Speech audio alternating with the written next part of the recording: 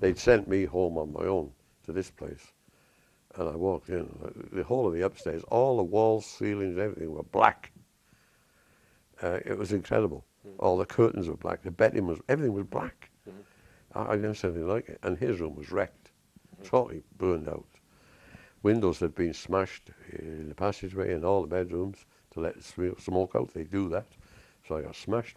Oh, Christ, you wouldn't believe it. Consensus of opinion amongst the doctors, and one of them was a professor actually, was that my chances of survival were, going back 20 years of experience, of their experience in the RVI and the Freeman's Hospital, were 25%. I'm thinking he's going to die. So you witnessed this. They said to me then, I said, I want to know what the form is. Right. They said, well, we can't, and they all looked glum. I said, look, I need to know, so that I need to know. I said, you can tell me, I'm a big lad. They said, well, he's got 25% chance of survival. 25%. And how long was he in the coma for? Nearly 11 days. 11 days. And were you there when he came around? And they said the other thing is, if he comes out of it, he lives, he could have brain damage. 25% chance, and that's been to expect the worst, to set to be family and Alan Wilson and others. Do you remember coming round after 2 weeks? I can't remember, but I was told by my family, which I, with no reason to disbelieve it, told that on Sunday afternoon, the 14th of August, there was a Catholic priest with the family, and he gave me a blessing, a blessing with this oil and cloth, probably on the forehead, but obviously I was totally oblivious of that being in a coma, and he just touched me, struck my forehead and said, he will be all right. Right. Now, I'm not particularly religious, but I'm not an atheist either. So some of my family believe that the Catholic priest was actually one of the contributory factors to my remarkable recovery. Were you there when he came round, or? No, I wasn't there, but I went in shortly afterwards. And he was still, he's trying to speak, he couldn't speak properly. Right. Like a drunk, it was weird. But we were just glad he was around, like, you know. Right. Now, he had needles all over him and stuff in his throat and his mouth. And right. It was like a spaceship. Do you have any, recollection of when you were in I know it's a crazy question. Thrive under pressure, don't let the bastards get you down. You can do this, you can get through this. I was at a seaside resort. Right, so it's like a survival instinct kicked in. Yeah, but first of all, people have said it's a fire by smoking. The fire brigade have dispelled that, and it's a mystery to the fire brigade, the Northumbria Fire Brigade.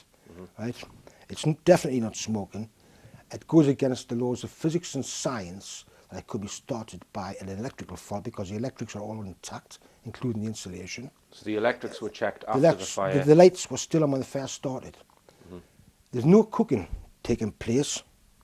Once the dust had settled, Alan realised what happened did not seem right. It didn't make sense. Put it this way, it didn't make sense to me. None of it made sense, because at 3:15 in the morning, you're both fast asleep. So, you know, it didn't make sense. And it was a, what the hell is happening here? It was, what the hell is going on? He doesn't smoke. He will have a cigar at Christmas or something. He likes the smell of it. He doesn't smoke. He certainly doesn't smoke in bed. And neither of us had been out drinking. So we'd had a night in watching the boxing on TV Saturday night and that, and we got to bed fairly late, I suppose. And now Alan used to work for the National Lossagist, that's called Ellison Buckle. Alan Wilson I'm referring to. And it was his job to inspect fires and assess the damage and the compensation appropriate. And he has never seen anything like it before. There's no conceivable way that is a natural fire.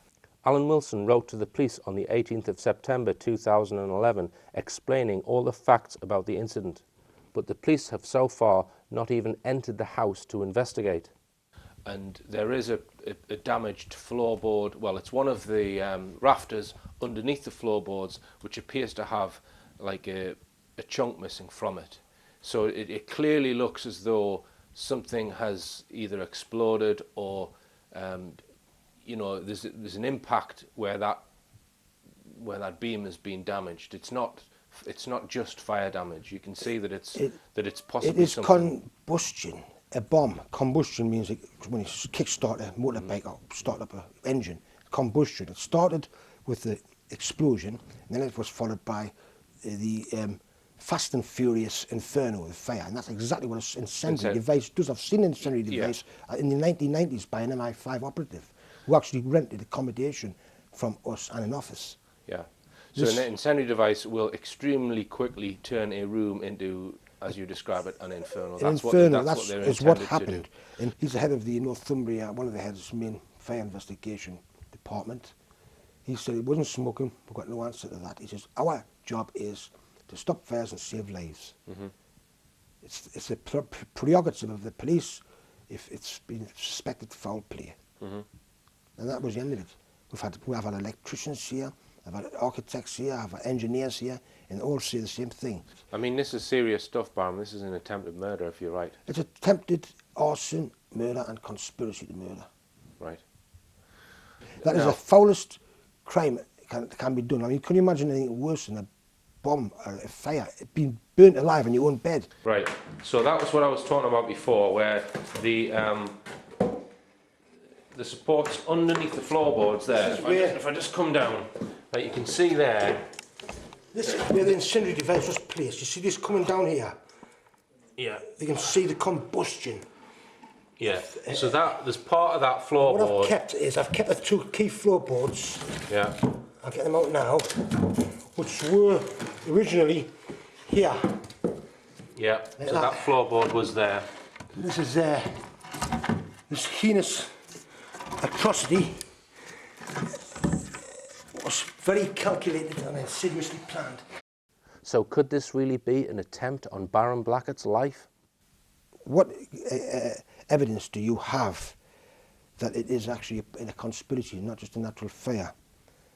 Well, first of all, it must be emphasised that on national television, I think it was 27th of November this year, if a calamity, a fire as such, happens on a Saturday night or early Sunday morning, there is a 20% chance, more chance of a fatality than any other time of the week. Maybe it's because the staff are preoccupied or they can't get people to do them shifts. People are looking to do them shifts, or maybe it's because they're busy. Probably a combination of both. Now, the second point is, there was a warmest night in August, just about that Saturday night. We were supposed to go out. So that's another factor. They don't pick a damp, rainy night when they can get a nice hot summer night. We were expected to go out. I've already mentioned that John McNeil, for the first time since he moved here, was aware that Saturday he disappeared. Right? And it's also a medical fact that people are at their deepest, darkest sleep between approximately 3:30 a.m. and 4:30 a.m. in the morning. John McNeil was the only other person that had access to the house. Remember, the house is guarded by dogs, has high walls, and on that night McNeil stayed out of the house. Baram Blackett also recalls a conversation with McNeil a few days before the fire, where McNeil specifically asked him if he is going out for a drink on the night of the fire. Now, when he asked me, "Are you get yourself out," cajoling me to get out in Newcastle, typical Newcastle sort of way. And I thought, why is he asking me that? But I said, yes, we're going out Saturday night. He knew that we were going to expected to go out. We were penciling to go out that Saturday night, and we would have probably got back approximately 1:30 in the morning. Now, we did not go out. And I had this feeling of unease that something wasn't quite right. I don't know if you've had this foreboding instinct yourself, but something wasn't quite right. Now, I smelled a rat because I got some subtle and not particularly subtle indications, little signals such as a wrong glint in McNeil's eye, for example. The wrong question here. Above all, that Saturday night he was out of the house. Now, all the other previous Saturday nights, without exception, he's always remained in the house. He never went out because he wants to get up early and be sprightly for football training on early Sunday morning, and mean jogging and training in general. Now, why did he go out on the Saturday night of the 13th of August? So these combined factors all put together made me suspicious, and I had this feeling of unease. And by 8:30, I cancelled the taxi. Everything was cancelled. We never touched a drop of alcohol. Shortly after Baram was discharged from hospital, his brother came to visit him at the house, and was also visited by John McNeill, who disclosed some information. What actually happened was I was discharged on around lunchtime on the 7th of September. We came back, my brother had come back the previous night from London, my brother, and see me, obviously see how I was. The house was in absolute chaos.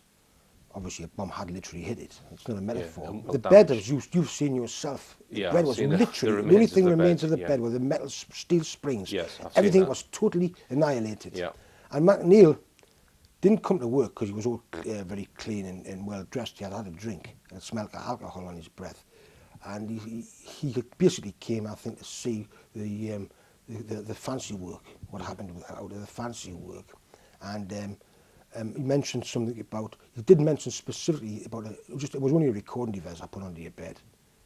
It was only a recording device. He was told it was a recording device. So, hang on.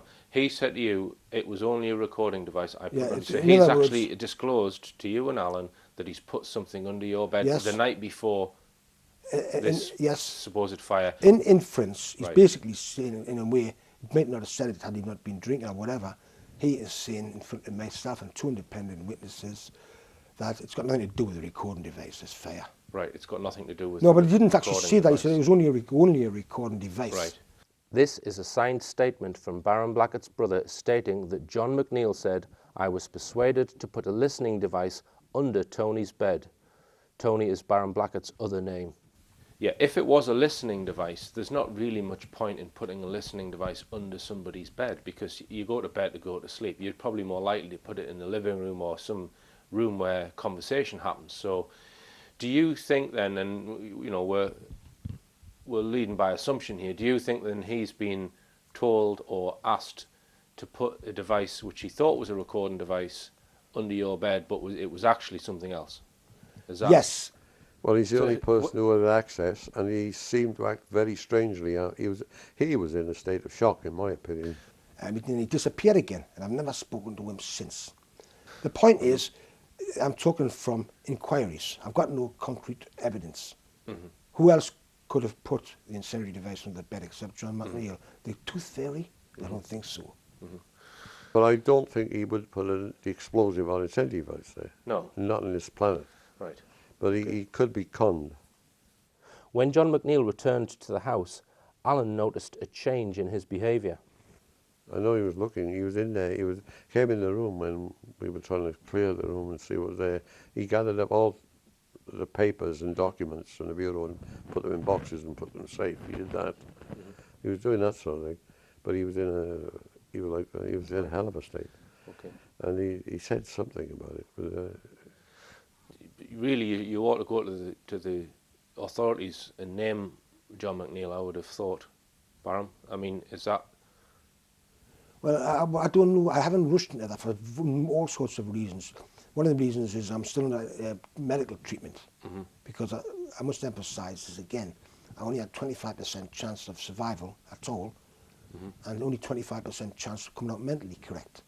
In other words, I might come out a cabbage or compromised or in some way damaged, mentally damaged, which can't be determined at the moment. So I have been stolen to an extent on making a big song and dance to the police or the authorities about this. Some comments made by John McNeill to Alan Wilson suggest that McNeill may not be the only person involved.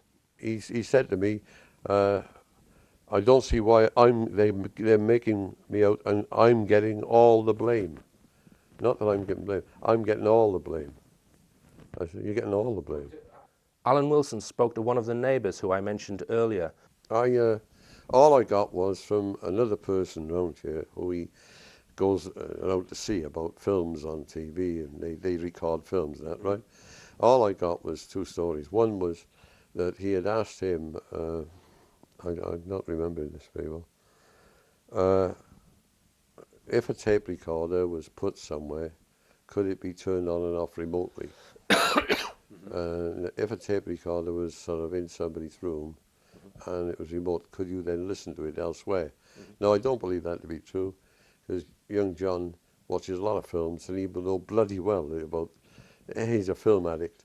About people recording and listening and devices. It's in every bloody modern detective film, isn't it? So, I mean, I found that odd. And, So you found that out, and what? Then you challenged him I on found it. it odd. And then there was a third statement. This guy changed the statement again. That he said, oh, John had come into his flat and he'd been looking at the computer and he said, oh, what's that on your computer screen? And he said, oh, they're recording devices. No, I think this guy's got something to do with it. I'm getting 3 different stories off Mr. What he says, John said. I'm saying 3 times. Different statements regarding recording devices and John linked with John McNeil. Right. So Alan thinks his neighbour may have something to do with the fire. Baram suggests the other neighbour, also from London, could be the main instigator due to previous intimidation attempts. It's a possibility then that and conspired in some way to persuade McNeil to put something under Baram Blackett's bed, which caused the fire. Since he moved in 2008, there's been nothing but trouble. I was approached by down Newcastle Central Station before this atrocity, a few weeks before this atrocity, and he came up waffling to me about I'm a Jew and my such and such, I think it was his woman, blah blah blah blah, and I thought, what the hell is this imbecile talking about? He's basically saying we're anti-Semite, which is one, with many disinformation has been spread. In truth, Alan's best friend is a Jew. His lifelong friend was Benny Jacobs, who's the only man who helped him when he hit hard times in the 1950s. My favourite GP is a Jew. So he's accusing you of being anti-Semitic. It's absolute rubbish. A professional would check up on the facts first. So you think that this attempt at you maybe, well, you think it's possibly related to your historical research and the fact that, you know, Alan has had meetings with people of the Welsh Assembly or was arranging that, and you're possibly going to get some interest in your Ark of the Covenant work. So what you're saying is that let's just go down the route of assumption that this person is a low-grade MI5 spook and that he's been set up to intimidate you or what have you. He's actually being given different reasons to intimidate you, that you're anti-Semitic. He's been wound up like the proverbial clockwork rat, literally. Right. I would have tell you, a shop sent from London to cause disruption, which he has done since 2008. You've got, yeah, and he is from London. He's not from London. From up He's here. got no reason to come here. And my inquiries, I must remind you that we did have an MI5 operative who I became friends with. And actually, I was invited to go for meetings and interviews and that about this MI5, MI6 business. I thought I would be proficient in that capacity. But at the time, I was doing quite well. I was doing okay. This is a while back. This is going back to the late 90s. I was doing okay. So I declined the offer. Maybe I should have taken the offer on board. I don't know. So assuming the fire was deliberate, who is ultimately behind it? And if it was a government, we wouldn't survive. If it was a real government, they could pop us off any time. It's what they call the rogue element of MI5. Basically, the underbelly scum. The thing is, Baram, you don't know that fully. You just suspect that. So let's just stick to what happened. It sounds to me like he's trying to vindicate or get the blame off himself. You know, that he's trying to. Yeah. He's obviously been worried that the fire has occurred after he's put this thing under your bed. Therefore, he's trying to get blame off himself. And it sounds to me that he may well be blameless, that he's maybe being duped into putting this thing there. I think McNeil is sort of trying to redeem himself by saying, well, I was only listening to the advice, because he knew that people were telling us about it.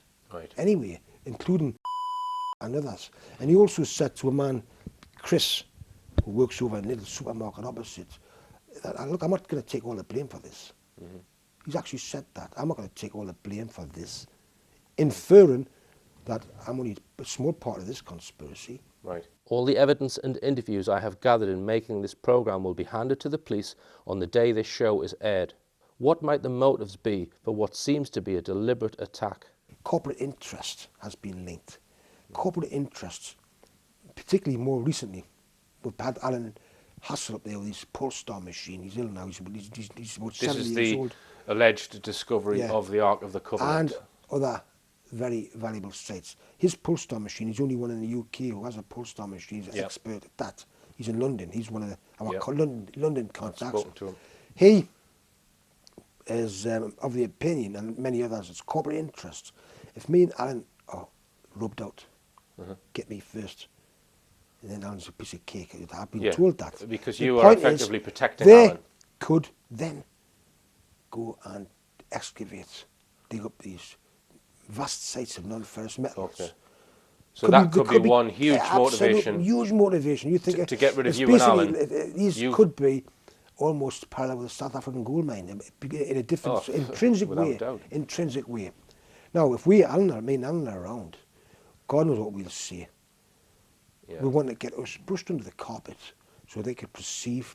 I mean, for a start, you would become 50% owners of the find. We become by law, and you would be, you would be hailed as probably two of the greatest historical researchers, that there are, if that thing is there and if it is dug up. So, yeah, I can see a motive perhaps to get you out of the picture so that someone else can then come and dig it up. This is just one of dozens of criminal acts against Alan Wilson and Baram Blackett, which I will outline in next week's show. I asked Alan about possible political interests, which may have had an effect in the past.